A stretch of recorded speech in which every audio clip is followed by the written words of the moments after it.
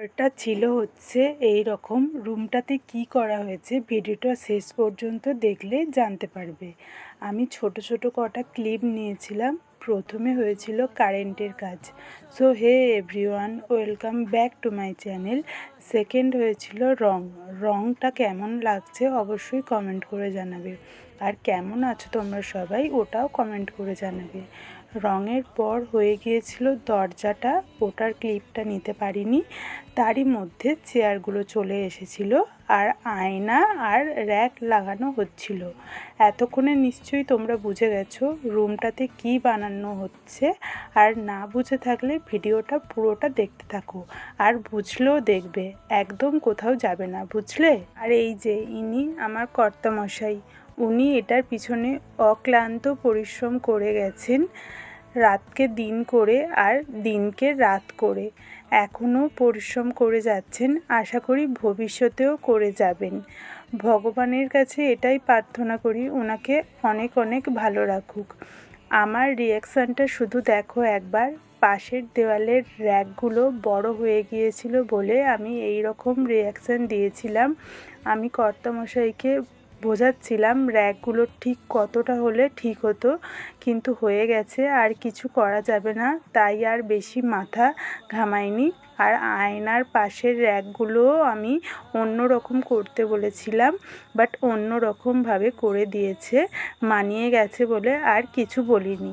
বলেছিলাম একবার, জাস্ট বললাম অন্য রকম করতে বলেছিলাম। এই দিনটা হলো লক্ষ্মী পুজোর আগের দিন। লক্ষ্মী পুজোর দিন দুপুরে দোকান পুজো হবে বলে দোকানটা একটু ক্লিন করতে এসেছিলাম। দোকানটা আরও আগে ওপেন হয়ে যেত বিশ্বকর্মা পুজোর দিন, বাট বিশ্বকর্মা পুজোর দুদিন আগে আমার জেঠি শাশুড়ি মা মারা গিয়েছিলেন বলে ওপেনিং ডেটটা পোস্টপোন করতে হয়েছিল। এবার সরাসরি চলে যাব পুজোতে। এখানে ঠাকুরমশাই প্রথমে ঠাকুর বসানোর জন্য আসনটা বানিয়ে নিয়েছিলেন, আর কর্তামশাই কলা গাছগুলো বাঁধছিলেন। গেটে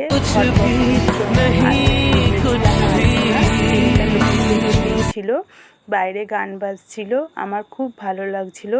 ওপেনিংটা পোস্টপোন হয়ে যাওয়ায় আমার মনটা একটু খারাপ হয়েছিল ঠিকই, কিন্তু কথায় আছে না যে যা হয় ভালোর জন্য হয়, হয়তো আমার জন্য আরও ভালো কিছু অপেক্ষা করছে। পুজো শুরু হয়ে গেছে। আমি এই পুজোর ছোট ছোট কটা ক্লিপ নিয়েছিলাম, সাথে নিজেদেরও একটু দেখালাম।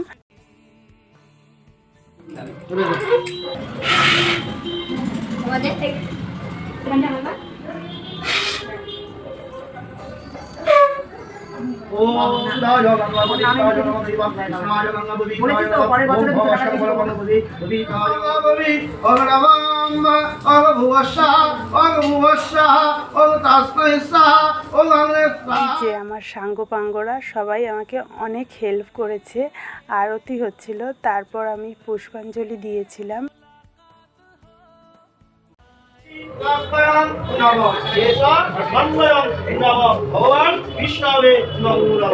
তারপর সরাসরি চলে আসলাম ওপেনিং ডেট দিন।